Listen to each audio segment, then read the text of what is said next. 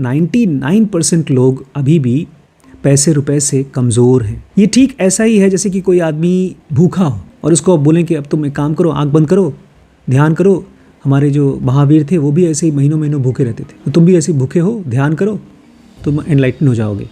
वो बेचारा नहीं हो पाएगा क्योंकि उसको पहले भूख लगी है, उसको खाना चाहिए। तो यहाँ पर ये सीरीज़ मैं ख़ास तौर से उन लोगों के लिए बना रहा हूँ, बल्कि है तो सबके लिए, बट उन लोगों के लिए ख़ास तौर से है जो अपने लिए मानते हैं कि मैं सक्सेसफुल, मैं अमीर नहीं बन सकता। इसलिए सीरीज़ का नाम रखा है साइकोलॉजी ऑफ सक्सेस, कि एक माइंड का फ्रेमवर्क कैसा होता है अगर आप अमीर बनना चाहते हो, सक्सेसफुल बनना चाहते हो। नमस्कार दोस्तों, नमस्कार, स्वागत है आपका इस सीरीज़ में जिसको हम कहते हैं साइकोलॉजी ऑफ सक्सेस। पहले मुझे लगता था कि ये सीरीज़ जो मैं बना रहा हूँ, मैं पहले इसको नहीं बनाना चाहता था क्योंकि मुझे लगता था ये मोटिवेशन की है। मोटिवेशन मतलब किसी को खूब बड़ी बड़ी बात बोलना ताकि वो पंप हो जाए और फिर आपके लिए जी जान लगा दे। ऐसा होता है मिलिट्री में, जब लड़ाई होती है तो जो बड़े बड़े जनरल और कमांडर होते हैं, लड़ाई के जस्ट पहले अपने सिपाहियों को खूब जोश से भर देते हैं। और मुझे नहीं लगता कि जोश से कोई आदमी सक्सेसफुल हो सकता है। लेकिन अभी कुछ दिन पहले मैंने देखा कुछ ऐसे लोगों को जो सचमुच में मेहनत कर सकते हैं, सक्सेसफुल हो सकते हैं, लेकिन उनके दिमाग में ये बैठा हुआ है कि हमारे लिए उतनी ग्रोथ पॉसिबल नहीं है। ये उनकी बिलीफ बन रखी है और हम सब खाली उतना ही कोशिश करते हैं जितना हमारा बिलीफ है। मेरी ज़िंदगी में मोटिवेशन का रोल उस दिन ख़त्म हो गया बाहर से, जब मैंने ज़नुगा को समझ लिया। मुझे मालूम पड़ गया कि सारा मोटिवेशन आता है जब आप सच जान लेते हो। तो गीता का आई सेंटर सत्वगुण से मुझे अब सारे मोटिवेशन मिलते हैं खुद को। लेकिन मैंने देखा ज़्यादातर लोग जो मेरे आसपास हैं और जो डिप्रेस्ड हैं ख़ास तौर से अपने काम धाम को लेकर के, उनका मोटिवेशन आता है ई सेंटर से, इमोशन से। और कितना भी उनको आप समझा दीजिए कि ये आध्यात्म है, ये ध्यान है, उनको डिप्रेशन से निकलते नहीं हैं क्योंकि ज़्यादातर लोग अभी भी स्पिरिचुअल ग्रोथ के लिए रेडी नहीं हैं। क्योंकि ज़्यादातर लोग अभी भी पैसा रुपया से कमज़ोर हैं। बहुत विरले हैं जो लोग गरीब होकर के भी आध्यात्मिक ग्रोथ चाहते हैं, बहुत विरले हैं। एक जगह मैंने कहीं पढ़ा था कि राम, कृष्ण या बुद्ध, अगर ये लोग स्पिरिचुअल हो पाए तो ये चीज़ नेचुरल है क्योंकि राजा थे, तीनों लोग राजा थे और राजा में भी सबसे अच्छे राजा, सारे दुश्मनों को हरा दिया, खूब खूब कमाया। उसके बाद फिर आदमी बोर हो जाता है। जैसे वो नहीं कह रहा था, जिम कैरी एक एक्टर है बहुत फेमस, तो बोलता है आदमी को जितना कमा सकता है कमा लेना चाहिए, तभी उसको मालूम पड़ेगा कि कमाई से कोई फ़ायदा वायदा नहीं है। ज़िंदगी में अल्टीमेट खुशी कमाई से नहीं मिलती। तो जो अमीर है, सक्सेसफुल है, उसके लिए तो स्पिरिचुअल नॉलेज और फ्रीडम नेचुरल है। लेकिन वहीं पर संत कबीरदास या ईसा मसीह, ये दोनों बहुत गरीब थे, बहुत ज़्यादा। कबीरदास तो बेचारे पाए गए थे नदी में, कपड़ा बुनते थे। और ऐसे ही जीसस क्राइस्ट की भी कहानी थी। उनका जन्म हुआ था अस्तबल में। इतना भी पैसा नहीं था उनके माँ बाप के पास कि वो हॉस्पिटल में एक ठीक ठाक घर में वो उनका बर्थ हो सके। तो ऐसा आदमी जो बहुत गरीब है, जिसका दिमाग में 24 घंटे यही चलना चाहिए कि यार मैं गरीब हूँ, मुझे पैसा चाहिए, पैसा चाहिए, पैसा चाहिए, ऐसा आदमी जब स्पिरिचुअल नॉलेज के पीछे भागता है, इसका मतलब वो बहुत विरला है। उसकी समझ, उसकी आई सेंटर बहुत अवेयर है। लेकिन 99% लोग अभी भी पैसे रुपए से कमज़ोर हैं। ये ठीक ऐसा ही है जैसे कि कोई आदमी भूखा हो, बहुत भूखा हो, और उसको आप बोलें कि अब तुम एक काम करो, आंख बंद करो, ध्यान करो। हमारे जो महावीर थे वो भी ऐसे ही महीनों महीनों भूखे रहते थे, तो तुम भी ऐसे भूखे हो, ध्यान करो, तुम एनलाइटन हो जाओगे। वो बेचारा नहीं हो पाएगा क्योंकि उसको पहले भूख लगी है, उसको खाना चाहिए।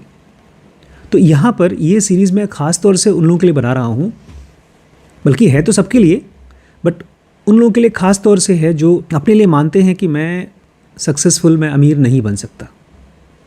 इसलिए सीरीज़ का नाम रखा है साइकोलॉजी ऑफ सक्सेस, कि एक माइंड का फ्रेमवर्क कैसा होता है अगर आप अमीर बनना चाहते हो, सक्सेसफुल बनना चाहते हो।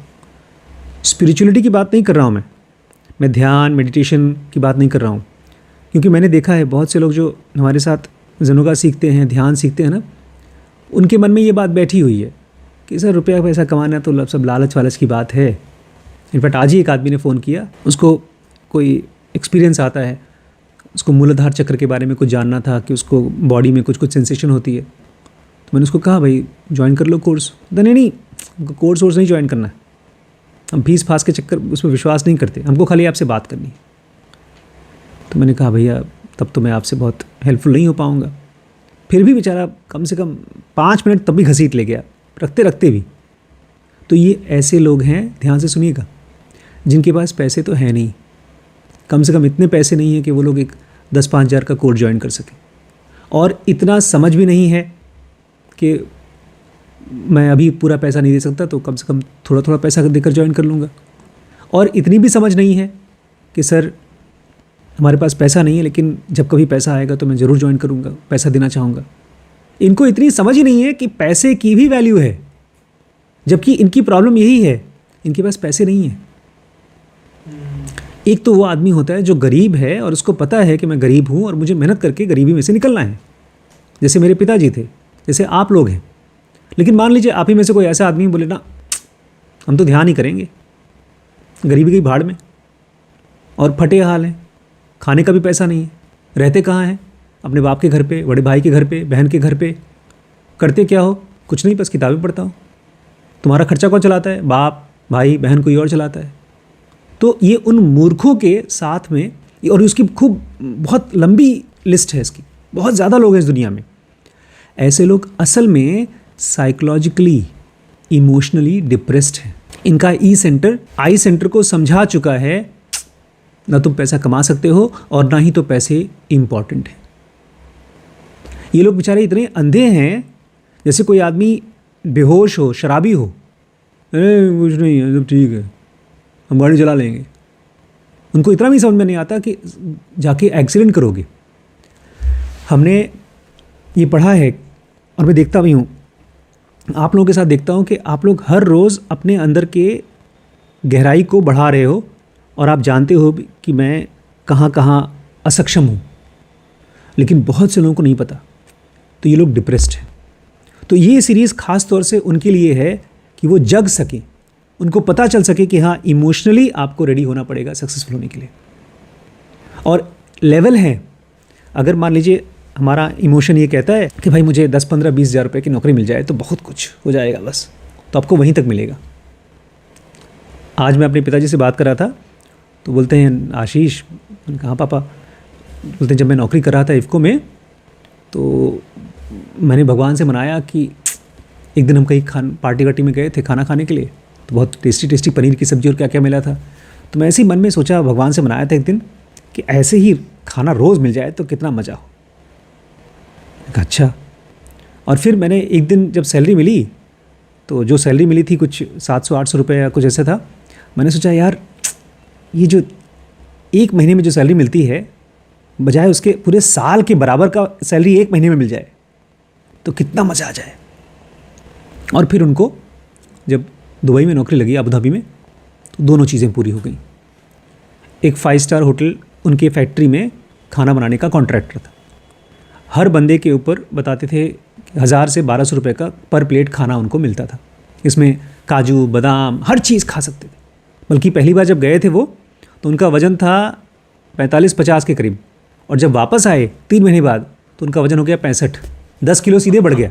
और हम लोग को याद है शक्ल वकल सब मोटी हो गई थी उनकी। और उनकी सैलरी जो यहाँ इफ़को में वो पूरे साल भर में कमाते थे, उससे भी ज़्यादा सैलरी हो गई उनकी एक महीने में। फिर मुझसे बोलते हैं अरे यार, अगर मैंने ये मांग लिया होता भगवान से कि कोई बड़ा बिज़नेस खड़ा हो जाए, क्योंकि बाद में उन्होंने बिज़नेस भी किया, 2-3 बार बिज़नेस किया, हर बार लॉस हुआ। और मुझसे आज तक कभी उन्होंने ये नहीं कहा कि मैंने भगवान से बिज़नेस के बारे में मांगा था और भगवान ने नहीं दिया या दिया। हम लोग भगवान से वही मांगते हैं जो हमको लगता है कि हम डिज़र्व करते हैं। हम वही मांगते हैं जिसके लिए हम एक्साइटेड होते हैं। ऐसे नहीं, बच्चे आते हैं, बड़े पापा ये सामान खरीद दो। कभी भी मेरा बेटा या आप लोग आकर के ये नहीं बोलेंगे सर चलिए ना एक तो मर्सिडीज़ खरीद दीजिए हमारे लिए, या एक मारुति कार खरीद दीजिए, क्योंकि आपको पता है इमोशनली कि भैया ये गलत है, पागल समझे जाओगे। हाँ, आप इंसान से कुछ नहीं मांग सकते, लेकिन भगवान से, अपनी किस्मत से तो मांग सकते हो। तो क्या तरीका है उस किस्मत से अपने लिए सक्सेस मांगने का, वो ये सीरीज़ है। इसका नाम है साइकोलॉजी ऑफ सक्सेस। तो एक छोटी सी कहानी मैं आपको, सच्ची कहानी है, मैं बताना चाहता हूँ। इस कहानी का नाम है the man who thought his way into partnership with Thomas A Edison. एक आदमी जिसने उस ज़माने का जो सबसे अमीर आदमी था, थॉमस ए एडिसन, बहुत बड़ा इन्वेंटर था, बल्ब वगैरह की उसने इजाद की है, खोज की है। आज के ज़माने में अंबानी टाइप का आदमी, ऐसे आदमी के साथ उसने जाकर के पार्टनरशिप कर दिया केवल अपने विचारों की ताकत से। तो आप बहुत मोटिवेटेड मत हो जाइएगा, लेकिन हाँ, जैसे जो आग जलती है ना, जब आप हाथ तापते हैं सर्दियों में, तो जब आग ख़त्म हो जाती है तो नीचे कुछ थोड़ी बहुत गर्मी रहती है, उसमें सुलगता रहता है, तो उसको आप थोड़ा धक्का मारते हैं ताकि और आग जले। तो ये वही है, आपको मैं थोड़ा धक्का मार रहा हूँ ताकि आपके अंदर की आग जले। ऑथर कहते हैं सच पूछिए तो जो विचार होते हैं ना, वो एक सामान की तरह है। जैसे नोट होता है, सामान है वो। आप चावल खाते हैं, वो सामान है। कपड़ा पहनते हैं, वो सामान है। तो जो विचार होते हैं वो सामान की तरह है, और अपने आप में ये कोई कमज़ोर सामान नहीं है, कागज़ वागज़ की तरह नहीं है जो फट जाए आराम से। बड़े पावरफुल चीज़ें हैं। कब? जब उन विचारों में 3 चीज़ें ऐड करनी पड़ेंगी। सबसे पहला, डेफिनेटनेस ऑफ पर्पस। अब यहाँ आपकी स्पिरिचुअलिटी मदद करेगा। कोई चीज़ आप चाहते हैं तो वो आप सोचते हैं कि चलो हो जाए तो ठीक, नहीं हो जाए तो ठीक। लेकिन जो लोग सचमुच में किसी चीज़ को चाहते हैं तो उनके चाहत में होती है डेफिनेटनेस ऑफ पर्पस। डेफिनेटनेस मतलब ये चीज़ तो चाहिए ही चाहिए इस ज़िंदगी में। पर्पस मतलब गोल। अभी आपको दिखाई देगा कि क्या है डेफिनेटनेस ऑफ पर्पस। आपने कोई चीज़ सोचा, आपके मन में आया करेंगे, फिर आपको लगता है 2 दिन बाद वो तो उस दिन का मन था, आज नहीं करेंगे, तो आपके गोल में डेफिनेटनेस ऑफ पर्पस नहीं है। हम में से ज़्यादातर लोगों की लाइफ में डेफिनेटनेस ऑफ पर्पस तब आता है जब कोई बहुत तुरंत का नुकसान होने वाला है। कहीं कोई एक्सीडेंट हो गया, उसको बचाना है, कोई बीमार है, उसको बचाना है, पैसे नहीं है तो जाकर के भीख मांगते हैं, यहाँ से उधार मांगते हैं। अचानक से वो सारी एनर्जी आ जाती है उसको बचाने के लिए, नुकसान को। लेकिन वैसे नॉर्मल लाइफ में डेफिनेटनेस ऑफ पर्पस नहीं, वो एक थॉट है। कह रहे हैं आपके विचार तभी मजबूत होंगे जब उसमें होगा definiteness of purpose, number 1। Number 2, persistence. Persistence था, हमारी वो सीरीज़ पढ़ रहे थे हम लोग इलॉन मस्क का। उसने फ़ोटो खींच करके पिताजी को दिखाया कि मुझे मोटरसाइकिल चाहिए। उसके पापा ने कहा ठीक है कल मिलेंगे। छोटा सा बच्चा 9वीं क्लास का या ऐसे कुछ था, फिर जाके खड़ा हो गया, पापा पापा पापा पापा पापा। भैया 2-3 हफ्ते में परेशान कर डाला उसने अपने बाप को। मिल गई उसको मोटरसाइकिल, मिल गई। यह है परसिस्टेंस, पीछे पड़े रहना। इसमें आपकी मदद करेगा आपका डायरी, क्योंकि हम लोग जब भी कोई चीज़ सोचते हैं कि हमको ये चाहिए, भूल जाते हैं। इसलिए मैं अगर कोई चीज़ मुझे सचमुच में लगता है इंपॉर्टेंट है, उसको लिख लेता हूँ। फिर अगले दिन जब मैं उसको खोलता हूँ तो ये मुझे डायरी बताती है, अरे भूल गए, करो करो करो। तो परसिस्टेंस मतलब आपके दिमाग में वो चीज़ आनी चाहिए कि मुझे ये चाहिए, मुझे ये करना है, और उसके ऊपर आप एक्शन लें। तो परसिस्टेंस मतलब बार बार कोशिश करना। और तीसरा, इसको समझाना थोड़ा मुश्किल है मेरे लिए, बर्निंग डिज़ायर। क्योंकि हम लोग तो स्पिरिचुअल आदमी हैं, हम तो इच्छाओं के परे जाना चाहते हैं। योगी आदमी है भाई, सब कुछ अटैचमेंट ख़त्म करना चाहता है। और यहाँ पर अगर आपको पैसा कमाना है, इस दुनिया में अगर कुछ भी आपको करना है, तो आपको चाहिए डिज़ायर नहीं, बर्निंग डिज़ायर।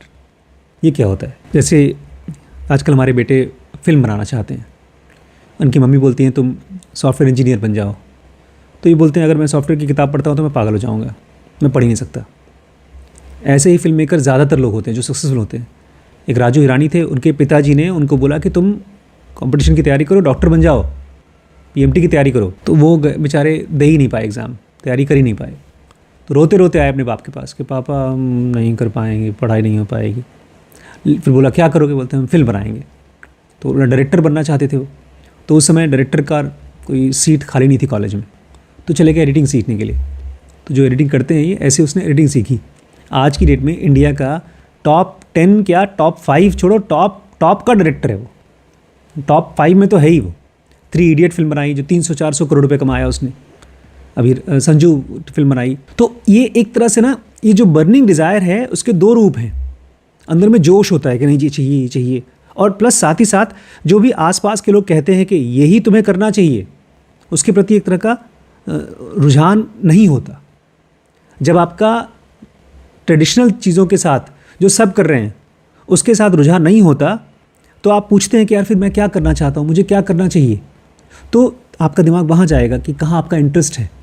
और हम में से ज़्यादातर लोग अपने इंटरेस्ट को क्या करते हैं पता है? मार डालते हैं, ये सोच करके कि यार ये तो इम्प्रैक्टिकल चीज़ है, ये तो हो ही नहीं सकती।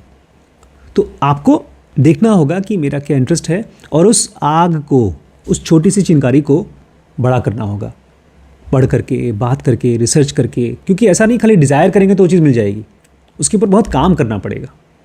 तो 3 चीज़ें आपके विचारों में होंगी तो उस विचार बहुत मजबूत हो जाते हैं। सबसे पहला डेफिनेटनेस ऑफ पर्पस, दूसरा परसिस्टेंस, और तीसरा बर्निंग डिज़ायर। तब जा कर के आपकी इच्छा पैसा रुपया बनती है या कोई और सामान बनती है जो आप सामान बनाना चाहते हैं। कहते हैं आज से 100 साल पहले एडविन सी बार्न्स नाम का एक आदमी था। एडविन सी बार्न्स, उसने ये चीज़ की खोज की थी कि कैसे कोई आदमी सोच सोच के अमीर बनता है। और जो उसने खोज किया ना, ऐसा नहीं था कि आज बैठा है खोज लिया, एक सिटिंग में नहीं आई थी। उसकी जो डिस्कवरी थी, खोज थी, वो थोड़ा थोड़ा करके आई। शुरुआत कैसे हुई? उसके अंदर में सबसे पहली बर्निंग डिज़ायर थी कि हो ना हो मुझे इस आदमी के साथ, जो उस समय का सबसे फेमस एडिसन, उसके साथ नौकरी करनी, नौकरी नहीं, उसका बिजनेस पार्टनर बनना है, बिजनेस एसोसिएट। ये ऐसे ही जैसे अगर ये कहें कि मुझे राजू हिरानी के साथ असिस्टेंट बनना है, अगर आपकी बर्निंग डिज़ायर हो तो ऐसा। अब मैं आपको यहाँ पर रोकूंगा कि जब भी आप कोई मोटिवेशनल बातें सुनते हैं ना, तो तुरंत मन करता है आज ही जाके कुछ करूँ, और कोशिश करेंगे, रिजल्ट नहीं आएगा, डिप्रेस्ड हो जाएंगे। जैसे एक पेड़ को काटने के लिए आजकल तो आरी चलती है, उसके पहले कुल्हाड़ी चलती थी। एक अकेला आदमी कुल्हाड़ी से काट सकता है, आरी से नहीं। आरी के लिए 2 लोग चाहिए होते ना, तो आपको काटते रहना पड़ता है, काटते रहना पड़ता है। कभी कभी 15-20 मिनट लग जाते हैं उसको कटने में। तो ऐसे ही जब आपके मन में डिज़ायर है, तो एक बार डिज़ायर आया, दूसरी बार आया, तीसरी बार आया, चौथी बार आया, ऐसे जब 100-200 बार डिज़ायर आता है, तब वो बाकी थॉट्स को काट पाता है। जो डिस्ट्रैक्शन होते हैं, जो भटकाव होते हैं, जो नेगेटिव थॉट होते हैं। तो इस आदमी के डिज़ायर में डेफिनेटनेस था। इसका मतलब ये है, चाहे वो गरीबी की वजह से, चाहे उसके बचपन की वजह से, पता नहीं किस वजह से, वो जो सोचता था बार बार सोचता रहता था। वो एडिसन के साथ काम करना चाहता था, उसके लिए काम नहीं करना चाहता था, साथ काम करना चाहता था। बोले बहुत ध्यान से देखिएगा कि कैसे इस आदमी ने अपनी डिज़ायर्स को रियलिटी बनाया, अपनी इच्छा को सच्चाई बनाई। तभी आप 13 प्रिंसिपल, 13 सिद्धांत हैं अमीर बनने के, उसको समझ पाएंगे। कहते हैं जब ये पहली बार उसके मन में बात आई थी कि मुझे एडिसन के साथ काम करना है, तो उसकी कंडीशन इस लायक थी नहीं। क्योंकि आमतौर पे हम लोग अपनी इच्छाएं किस लेवल से बनाते हैं? अपनी औकात से। भैया औकात के अंदर रहो, जितना सोच सकते हो तो उतना ही सोचो जितना कर सकते हो। इस आदमी की उस समय औकात नहीं थी कि एडिसन के साथ में बिजनेस पार्टनर बने। क्यों? 2 मुश्किलें थी। सबसे पहला, ये मिस्टर एडिसन को जानता नहीं था, और दूसरा, इसके पास उतने पैसे नहीं थे कि वो ट्रेन का टिकट भी खरीद सके उनके पास जाकर के मिलने के लिए। गरीब था। क्या किया इसने? हम लोग नहीं करेंगे वो पागलपन। मैंने वो पागलपन किया है अपनी शादी में। मतलब मैंने बड़ी मम्मी के साथ, भाई पागलपन था, मुझे भी शादी करना है, तो मैं दौड़ गया, भाग गया। पर नॉर्मली लोग ऐसे पागलपन नहीं करेंगे। तो ये 2 बड़ी मुश्किलें, इतनी बड़ी मुश्किलें हैं कि कोई भी आम आदमी आराम से इनसे डिस्करेज हो जाएगा। बोलेगा भाई है ही नहीं मेरे पास, टिकट का पैसा ही नहीं। लेकिन ये आदमी नहीं रुका। लेकिन इस आदमी की जो इच्छा थी वो आम इच्छा नहीं थी। इतना पागल था इस चीज़ के लिए कि उसने डिसाइड किया कि मैं मुफ्त में चला जाऊंगा। मालगाड़ी में चला गया। मतलब गाड़ियाँ जाती हैं ट्रेन की, एक तो होता है पब्लिक की गाड़ी, उसमें भी 3 क्लास होती है। चालू टिकट होता है, इसमें सीट जो होती है बहुत हार्ड होती है। एक होता है गद्दे वाली सीट, एक होता है AC, 2 tier AC, first class. तो आमतौर पे अगर कोई पैसे वाला घर का बच्चा होगा तो बोले हम ट्रेन से नहीं जाएंगे, हम हवाई जहाज़ से जाएंगे। थोड़ा बाप अगर स्ट्रिक्ट होगा, बोले ट्रेन से जाओ, फर्स्ट क्लास का टिकट निकाल रहा हूँ तुम्हें, तो शायद चला जाएगा। फिर पहुँचेगा तो बोलेगा 3 दिन लग गए मुझे वहाँ पहुँचने में, पता है आपको। फिर जब बेचारा गरीब आदमी होगा, जैसे एक बार मैं घर छोड़कर भाग गया था, मेरे पास पैसे वैसे नहीं थे, चालू में बैठे, टॉयलेट के बगल में बैठे थे, चले गए, क्या करते, मजबूरी थी। तो ये आदमी के पास भी मजबूरी थी, और फिर चला गया वो मालगाड़ी में बैठ के एडिसन से मिलने। वहाँ पर गया और उसकी मुलाकात मिस्टर एडिसन से हुई, और उसने बताया कि मैं आपके साथ बिज़नेस करना चाहता हूँ। बहुत सालों बाद मिस्टर एडिसन से पूछा गया, जब आप इससे मिले थे मिस्टर बार्न से, तो उस पहली मुलाकात के बारे में आप कुछ बताएंगे। तो मिस्टर एडिसन कहते हैं, तो ये आदमी आया मेरे सामने खड़ा हो गया, और देखने में ये भिखारी लग रहा था, एक सिंपल भिखारी जिसके पास कुछ पैसा रुपया नहीं है वैसे दिखाई दे रहा था। लेकिन उसकी शक्ल में ऐसा था कि लग रहा था जो ये चाहता है वो लेके रहेगा। फिल्मों में देखा है हम लोगों ने, एक बहुत मुझे मोटिवेशन फिल्म लगती है, बहुत टाइम से देखा नहीं मैंने, आप देखिएगा उस सीन को। अमिताभ बच्चन की फिल्म है दीवार। उसमें कुछ गुंडे होते हैं, वो हर कुली से उसकी जो कमाई होती है उसमें से कुछ पैसा छीन लेते हैं। तो एक कुली जो था बेचारा बोलता मैं नहीं दूंगा, मैं नहीं दूंगा, मेरी बहन का शादी के लिए पैसा इकट्ठा कर रहा हूँ। तो उन लोगों ने उसको बहुत मारा, उसका पैसा छीन लिया, उसको भगा दिया। अब पता नहीं अमिताभ बच्चन के मन में क्या आया, तो गया एक बूढ़े दूसरे कुली से बोलता है कि कल एक और कुली इन गुंडों को पैसा देने से मना करेगा। फिर अगले दिन जाता है, वो पैसा नहीं देता उसको, गुंडों को, जाता ही नहीं, वो लाइन खड़ी होती है, वहाँ पहुँचता ही नहीं। तो लोग बोलते हैं कहाँ है विजयपुर, विजय को बुलाओ, विजय को बुलाओ, विजय शायद नाम था उसका। तो वो लोग जहाँ बैठे थे गुंडे, शराब पी रहे थे, वहीं जाके बैठ जाता है। बोलता है तुम मेरा वहाँ इंतज़ार कर रहे हो और मैं तुम्हें यहाँ इंतज़ार कर रहा हूँ। और उसके बाद वो बड़ा सा दरवाज़ा था उसको बंद करता है। मोटिवेशन है भाई। बोलता है अब यहाँ से चाबी लेकर ही, तो तुम लोग से चाबी लेकर तभी मैं इसको खोलूँगा। और फिर बचपन में तो मज़ा आता था, धुआं ढाएँ ढाएँ ढाएँ देख करके। आप लोग कभी ऐसा कोशिश मत करिएगा। लोगों के साथ लाइक करने के लिए ये सब फिल्मी सीन है। लेकिन देखिए, अगर मेरे पास ये लड़का आया श्रवण, ये वही अमिताभ बच्चन है, भाई से अपना काम धाम छोड़ करके चले आए कि सर हम देख लेंगे, कर लेंगे, आप उनको नौकरी पे रखें तो ठीक है, नहीं रखें तो कोई बात नहीं, हम सीखने आए हैं। तो ये वही आग है जो इस आदमी के अंदर थी। वो बोलता है देखने में क्या था, ट्रैम्प, ट्रैम्प मतलब होमलेस, जिसके पास बेघर आदमी। लेकिन उसको देख करके लगा कि आदमी जो चाहता है वो लेके रहेगा। और एडिसन कहते हैं मैंने ज़िंदगी बहुत देखी है और मैंने ये चीज़ जान लिया है कि अगर एक आदमी सब कुछ एक चीज़ के लिए त्याग देता है तो वो आदमी ज़रूर सक्सेसफुल हो जाता है। इसलिए मैंने इस आदमी को वो मौका दे दिया जो ये मांग रहा था, क्योंकि मुझे दिख गया था कि ये आदमी कहता है जब तक मैं वो नहीं पा जाऊँगा जो मैं चाहता हूँ, मैं करता रहूँगा काम। उसने मन बना लिया था।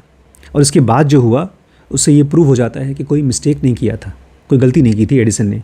अगर आप इस समय पूछें कि यार क्या कहा होगा उसने एडिसन से, कैसे कन्विंस किया होगा, वो बहुत इंपॉर्टेंट नहीं है। इंपॉर्टेंट ये है कि उसने उस समय क्या सोचा होगा। अरे वाह, ये तो मेरी बचपन नहीं, मेरी जवानी की बात याद दिला दी। जब मेरी शादी होने वाली थी डॉक्टर साहब से, तो मेरा वज़न था 45 किलो। मेरी शक्ल थी फिल्म के किसी कॉमेडियन से ज़्यादा अच्छी थी नहीं, नवाजुद्दीन सिद्दीकी से उससे भी ख़राब शक्ल थी। देखने में मैं एकदम बेकार था, पढ़ाई में बाकी बच्चों से एकदम पीछे था। तो मैं डॉक्टर साहब से पूछता हूँ यार तुमने मुझे क्यों हाँ बोल दिया शादी के लिए, बाकी भी तो लाइन में खड़े थे। तो ये कह रहा है कि मिस्टर एडिसन बोलते हैं वो आदमी कैसा दिखता है या क्या बोलता है उससे कोई फ़र्क पड़ता ही नहीं, वो आदमी कैसे सोचता है वो अलग है। तो बड़ी मम्मी बोलती है मुझसे कि आशु तुम्हारी थॉट प्रोसेस बाकियों से बहुत अलग थी। जब मैं तुम्हारे से बात करती थी तो मैं बिल्कुल नहीं डरती थी, और ऑब्वियसली तुमने ही मुझे कराया, क्योंकि जब तुम मुझसे बात करते थे तो तुम बिल्कुल कोई शीशा रखा ही नहीं, कोई पर्दा रखा ही नहीं, सब कुछ खोल करके बात करते थे। तुम्हारे सामने आराम से मैं भी खोल के बात करती थी। और बात करते करते मुझे समझ में आया अगर इस आदमी से इतनी अच्छे से बात हो रही है और किसी और से शादी करूँगी तो इस आदमी से बात करने का मन करेगा, तुम्हारी शादी टूटेगी। तो और कोई तुमसे अच्छा दोस्त मिला ही नहीं मुझे। तो यहाँ पर अगर कोई सोचेगा नहीं जो डॉक्टर आशीष शुक्ला जी ने उस समय बोला था वही सब मैं बोल करके मैं भी शादी कर लूँ, आप नहीं बोल सकते जब तक कि आपके मन में वो विचार नहीं आ रहे हैं जो मेरे मन के विचार थे। अगर आप ये समझ सकें कि मैं क्या बोल रहा हूँ तो आपको इस पूरी सीरीज़ की ज़रूरत नहीं है। एक आदमी का विचार एकदम जैसे गीता में कहते हैं ना, हवा में रखा हुआ दिए की तरह है। वो चाहता है, सोचता है, फिर वो ख़त्म हो जाता है। उसी में से कुछ लोग हैं, उनके कर्म हैं, उनका प्रारब्ध है, उनकी मजबूरी है, पता नहीं क्या है, कोई जानता नहीं, लेकिन विचार बदलने लगते हैं। जो छोटा सा दिया था वो बड़ी होते होते होते होते आग हो जाती है। कहते हैं, ये सच्ची बात है कि एक हवा छोटे से दिए को तो बुझा देती है, लेकिन वही हवा जंगल की आग को क्या करती है? बढ़ा देती है। तो अब सवाल ये है कि कैसे आप अपनी छोटे से दिए की लौ को कम से कम इतना बड़ा कर लीजिए कि जब भी कोई हवा लगे तो और बड़ी आग बनती जाए। और ये भी सुन लीजिए, पहले इंटरव्यू में ही बार्न्स की मिस्टर एडिसन के साथ में पार्टनरशिप नहीं हो गई। जो उसको मिला बार्न को, वो खाली इतना मौका मिला कि तुम हमारे यहाँ नौकरी कर सकते हो, और वो भी सिंपल नौकरी जिसमें कि हम थोड़ी बहुत सैलरी दे देंगे जो बाकियों को देते हैं। तो ये चीज़, ये आदमी एडिसन के लिए बहुत इंपॉर्टेंट नहीं था। अगर ये हट जाता तो कोई और आ जाता, लेकिन बार्न के लिए बड़ी इंपॉर्टेंट नौकरी थी, क्योंकि उसके मन में था कि जो कुछ भी मैं बनाऊंगा, जो कुछ मेरा बिजनेस का आइडिया है, मैं इस आदमी को दिखा सकता हूँ, इसके पास मुझे रहना है। कुछ हुआ नहीं, महीनों बीत गए। जो उसने सोचा था कि मैं करूँगा, कुछ नहीं हुआ, लेकिन जो कुछ हो रहा था वो बहुत इंपॉर्टेंट था। वो सब बार्न्स के माइंड में हो रहा था। वो दिमाग में बार बार बोलता है, आज नहीं कल, कल नहीं परसों, परसों नहीं नरसों, इस आदमी का बिजनेस एसोसिएट बनूंगा, बिजनेस एसोसिएट बनूंगा। हम लोगों ने बहुत सी फिल्में देखी हैं, बहुत से लोगों को जानते हैं, लेकिन कभी भी किसी आदमी को जो खुद सक्सेसफुल हुआ है उसको जाकर के पर्सनली पूछा नहीं है कि वो कौन सी मुश्किलें आपने झेली हैं और क्या चीज़ थी जो आपको वो मुश्किलें झेलने के लिए मजबूत कर दी थी। ये आदमी अपने आप को ये बता रहा है कि जो कुछ भी छोटी मोटी नौकरी कर रहा हूँ, इसी की मदद से मैं इस आदमी का बिजनेस पार्टनर बनूंगा। वो अपने आप को रोज़ रोज़ ये याद दिलाता था। साइकोलॉजिस्ट कहते हैं, अगर कोई आदमी किसी चीज़ के लिए तैयार होता है तो वो चीज़ उसके सामने आ जाती है। हम सबका दिमाग किसी चीज़ के लिए कब तैयार हो जाता है? जब उसको कोई और चीज़ चाहिए नहीं। हम सब यहाँ पर काम करते हैं, हम सब के पास अपना अपना सामान है, लेकिन हम में से एक के पास एप्पल का लैपटॉप है।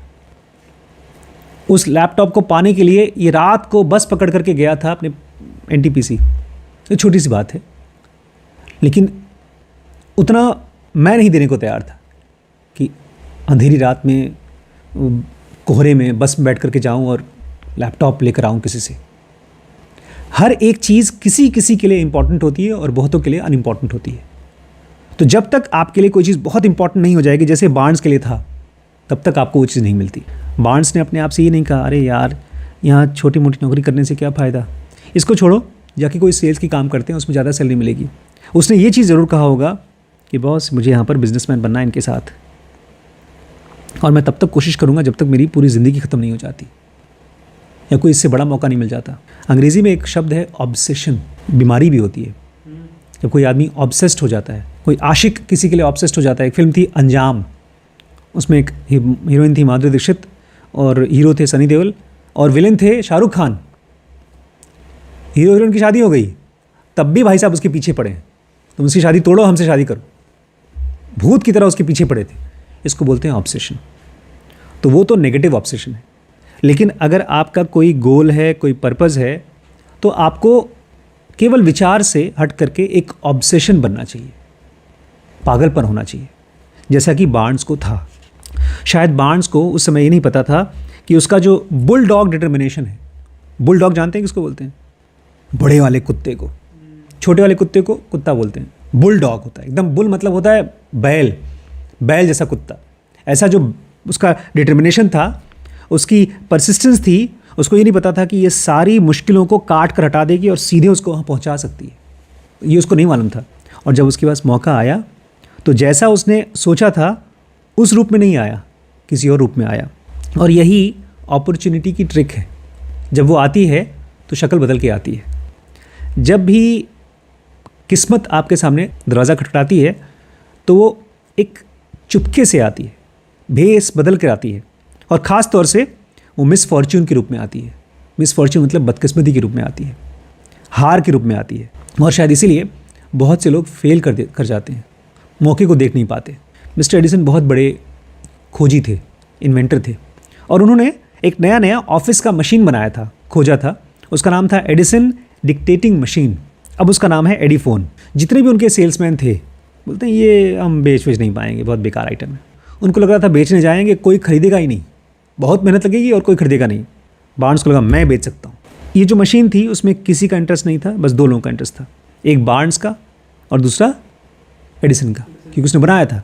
उसने कहा मैं बेच लूँगा इसको, ये लोग ना बेचे मैं बेच लूँगा, और उसने कन्विंस कर दिया कि आप मुझे दे दीजिए। उसने बेचा उस मशीन को, और खाली बेचा नहीं, इतना अच्छे से बेचा कि एडिसन ने उसको उस मशीन का डिस्ट्रीब्यूशन का कॉन्ट्रैक्ट दे दिया कि तुम पूरे देश भर में इसका कॉन्ट्रैक्ट लेके जाओ, तुम ही बेचो। उस कॉन्ट्रैक्ट से ये फेमस हो गया। वो जो मशीन थी उसके बारे में लिखा हुआ था, इसको बनाया है एडिसन ने और इसको इंस्टॉल किया है बार्न्स ने, क्योंकि उसका भी नाम आ गया इस मशीन पे। और वो जो बिज़नेस की अलायंस है, इनकी जो पार्टनरशिप है, आज 30 साल से भी ज़्यादा हो चुकी है। तो उसमें से बार्न्स ने अपना खूब पैसा बनाया। लेकिन इसके साथ साथ बार्न्स ने एक और चीज़ प्रूव कर दिया कि अगर कोई चाहे तो वो अपने विचारों से, अपने साइकोलॉजी से अमीर बन सकता है। मैं जानता हूँ इसमें बहुत ज़्यादा मोटिवेशन था, लेकिन मैंने कहा ना, ज़्यादातर लोग बेचारे सर्दियों के माहौल की तरह सो गए हैं, सिकुड़ गए हैं, डिप्रेशन में हैं। तो होपफुली मैं उनको जगाऊंगा इससे। दोस्तों, सीरीज़ जो आपने अभी भी देखा ये dkbrains.com पे अवेलेबल है, और अब हमने कुछ नया किया है इस प्लेटफॉर्म पे। इसका स्ट्रक्चर हमने पार्ट्स में डिवाइड किया है, क्योंकि बहुत से लोग हैं जो हमारे कोर्सेज ट्राई करना चाहते थे लेकिन नहीं कर पाते थे फ़ीस की वजह से। तो हमने एक ऑप्शन चालू किया है जो फ्री है। अच्छा, उसके बाद अगर आपको लगता है कि नहीं मुझे अब पेड कोर्स करना है, और फाइनली अगर आपने डिसाइड कर लिया है कि आप हमारे साथ लंबे समय तक चलना चाहते हैं, तो एक ऑप्शन है ग्रो, जिसमें हमारी सारी सीरीज़ आपको अवेलेबल है थ्रू आउट द ईयर। लेकिन उसके साथ साथ इसको एक अपॉर्चुनिटी भी बना सकते हैं अपनी अर्निंग का। बहुत ज़्यादा तो नहीं, लेकिन फिर भी कुछ न कुछ आपको अर्निंग होगी जब आप इस सीरीज़ को देखते हैं और किसी और को रेफ़र करते हैं। ट्राई आउट करिएगा, मुझे कमेंट के ज़रिए बताइएगा। आपके सजेशंस हमारे लिए बहुत इंपॉर्टेंट हैं। मैं वेट करूँगा आपके कमेंट्स का। ठीक है।